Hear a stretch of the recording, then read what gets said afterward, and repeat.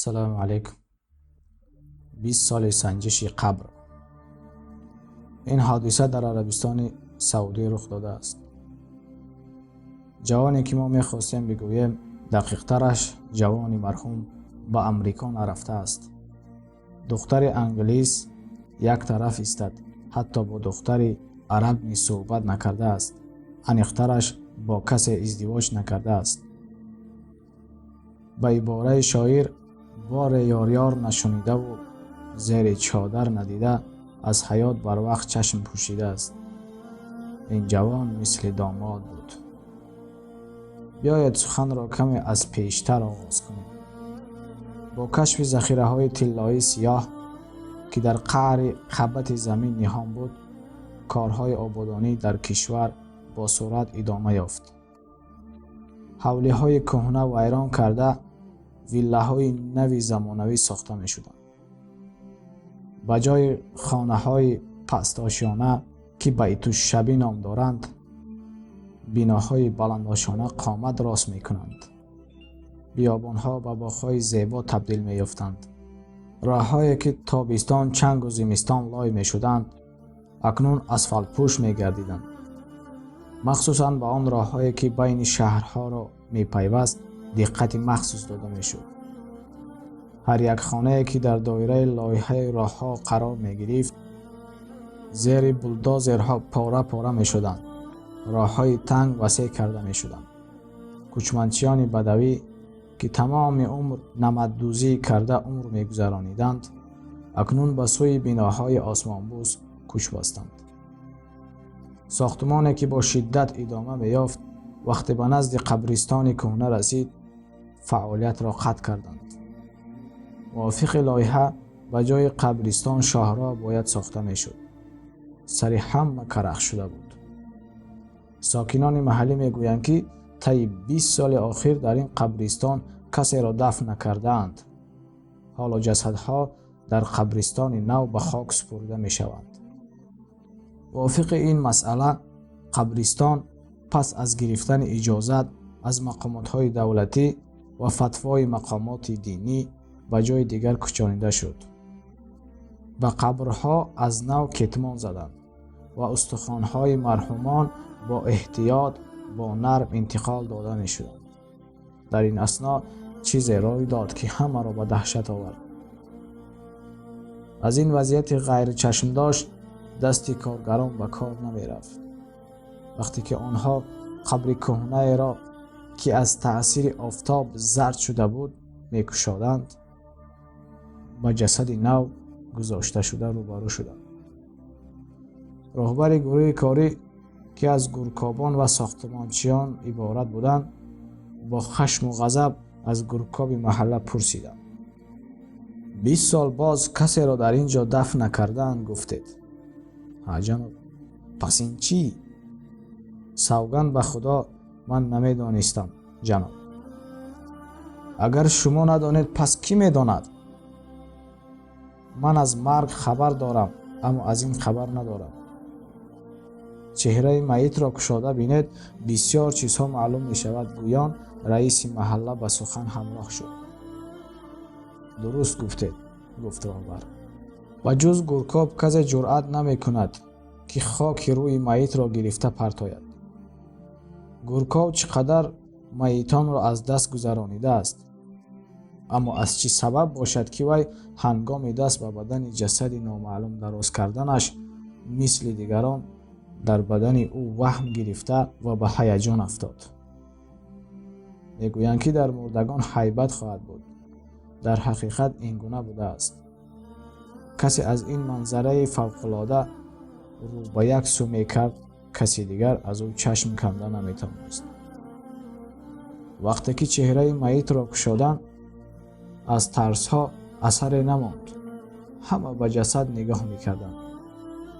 نفرانی که از ترس چشم پوشیده بودند، هیچ چیز را درک نکرده آهسته آهسته رو به سوی میت میگردانیدند. به میت نگریسته ناگهان یخ کردند.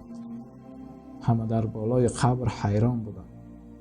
همه به حیرت افتاده بود. در حالی که گروه کاری از چهره درخشان جوانی که چون داماد نو میخوابید در حیرت مانده باشند.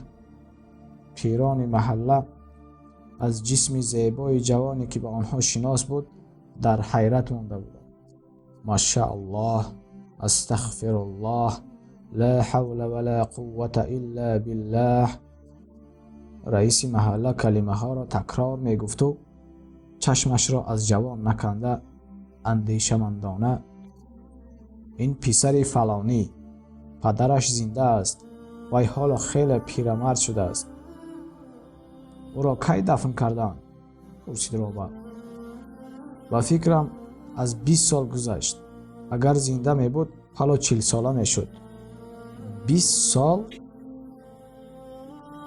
نفرانی که به سخنگوی گرده نمی کردند از شنیدن این با زبان در آمده به رئیس محله نظر چخور می کردند. بله، 20 سال، شاید از این هم زیادتر، گفت و با یکی از جوانان واگذار کرد. آی جیان، تو زود رفته پدر مرحوم را با ماشین به اینجا بیار. درباره آن چیزی که دیدی و میدانی به او چیزی نگو. خودم به او همه اش را به درستی میفهمانم. شما را رئیس محله میکابد گویی کفایه. کارگران کار را باز داشتند. در نزد کرامت الهی که با چشمان خود دیدند سر به سوی زمین خاموش می نشستند. جسد که 20 سال پیش چگونه به خاک سپرده شده بود نپوسیده همان گونه خوابیده است. همه شاهدان حادثه درک کردند که این کرامت الهی برای بندگان صالح است. سوالی که این جوان چگونه این کار را انجام داده است که پسند الله بود آنها را به خود جلب کرد. یکی از بیناکاران که دائما سیگار میکشید، همیشه یکی در لب و دیگری در گوشش بود، آن وقت از سیگار کشی خجالت میکشید. او نفهمیده کاغذی به تماکو پیچانده شده را از بین گوشش گرفته و کیسه اش گذاشت. در واقع جوانی که در قبر مثل داماد نپوسیده میخوابید همان نفری که در بالا در باره اش سخن کردیم میباشد. در حال پدرش به قبرستان آمد. از این حادثه خبردار شد. از چشمانش اشک میریخت. خدا را شکر میکنم که در این دنیا باز با پسرم وقت خوردم. پسرم سفر ما نزدیک ماند. خدایا زندگی ما را مثل خودت خاتمه زیبا گرداند. چگونه مردم کشور از برآمدن نفت خرسند شده باشند، پدر نیز مثل آنها از دیدار پسر جسدش نپوسیده همین گونه شادی میکرد. برادر جای عیب ندارد. میخواهم با یک سوال مراجعت کنم که همه را در حیرت گذاشته است. بملال. البته این کرامت الله برای بندگان مقبول خودش می باشد. آن چیزی که من میخواستم پرسم، پسر شما با این کرامت نائل شده است.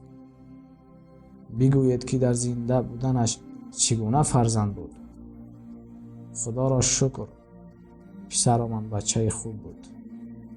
یاد ندارم که راست به والدینش نگریسته سخنیان ما را انکار کرده باشد. گویان سکوت کرد. باز کدام خصوصیت ها داشت؟ پسرم سحرخیز بود. هر باره که در حجره اش را می کشایم تا او را به نماز بامداد بیدار کنم، پسرم الکی طهارت کرده به مسجد می برآمد. نمیدانم یگان بار برای نماز بامداد در خواب مانده باشد. هر بار پس از اذان بامداد او را بیدار کردنی می شدم، پسرم با تبسم سلام داده می گفت: پدر جان، خوب خوابیدید. بعضا وقت می خواستم طهارت کنم او الکی به مسجد می رفت. هر روز این حالت تکرار می یافت. با وجود این او هیچگاه به من نمی گفت که پدر جان شده اینقدر در را می کوبید من خودم بیدار می شوم. او هیچگاه ما را نرنجانده است. از چشمان پدر اشک مثل مرواری جاری می شد. باز کدام عمل خیرش را می دانید؟ این همه چیزی است که من می دانم. پسرم 5 وقت نماز را سری وقت ادا می کرد. همش همین. جناب رسول اکرم محمد مصطفی صلی الله علیه و سلم فرمودند 2 رکعت نماز بامداد از دنیا و آنچه در آن است بهتر است. اگر 2 رکعت سنت اینقدر فضیلت داشته باشد پس به فرض چی میگویید؟ با این سخنان رئیس محله و سخن خود خاتمه داد و در چشمانش اشک مثل مرواره جاری شد. تماشابینان عزیز، البته این گونه قصه ها بسیارند. یک خویش نزدیکمان گورکا بود. او نیز روزی در این باره سخنی گفت. روزی کسی از او خواهش کرده است که در جای نشان دادهش برای نفر قبر کنند. آنها با همراهان خود زمین هموار را کندند و وقتی به خانه درون شروع کردند از آن میت نو برآمد و گشاده بینند با ریش سیب سیاه نفر خوابیده است. حتی کفن نیز نپوشیده است، اما کمی ناخن‌های آن میت دراز شده است.